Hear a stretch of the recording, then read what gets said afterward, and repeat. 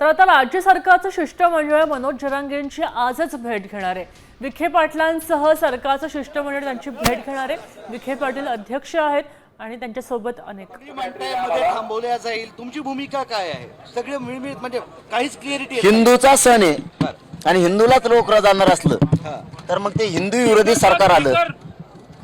सत्तेसाठी फक्त हिंदू म्हणायचं आणि सणवाराचं आडुंगी लपायचं, सणवार सांगायचं, देवदेवतांच्या आडुंगी लपायचं आणि हिंदू असणाऱ्या मराठ्यांचा छळ करायचा, हे चांगलं नाही।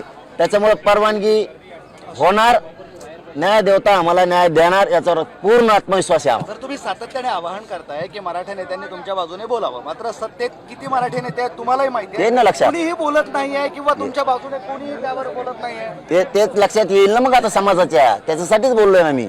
केलं सहकार्य तर आयुष्यभर त्यांना विसरणार नाही केलं तर कमीत कमी समाजात ते उघडा तरी पडेल ना, हे गरजेचं आहे। त्यांचे नेते सगळे एका जुटीने लढत आहेत आणि यांनाच काय झालं तर ते उघडं। आता आम्हाला गरज आहे बुवा, सरळ सांगतो, राजकीय पक्षातले मराठे, सगळ्या पक्षातले सत्ताधारी विरोधक आणि श्रीमंत मराठे यांची आम्हाला गरज आहे। तुम्ही सातत्याने म्हणताय फडणवीस थांबवताय, फडणवीसांमुळेच हे कोणी बोलत नसावे, कारण तुम्ही गेल्या वेळेसही म्हणत होते की फडणवीस येत नाही। माणूस सहन किती दिवस करत असतो, राजकीय नेते पण आणि श्रीमंत मराठे पण किती दिवस सहन करते।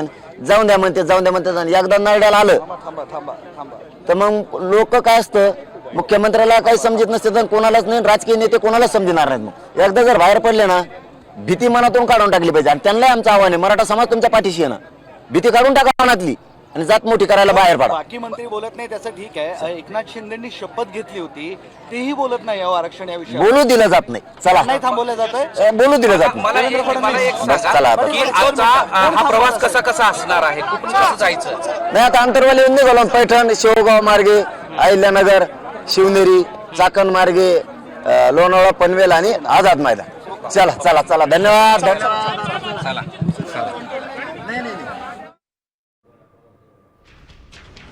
आपण पाहतोय की जरांगेंनी शेवटचा इशारा दिलेला आहे। आता काहीही झालं तरी मुंबईकडे जाणारच असं ठासून त्याने सांगितलंय आणि सगळ्या मराठा बांधवांना घेऊन त्यांनी मुंबईकडे कूच केलंय। आता isakal.com आहे देशातील नंबर 1 ची मराठी न्यूज वेबसाईट। प्रत्येक अपडेटसाठी isakal.com ला नक्की भेट द्या।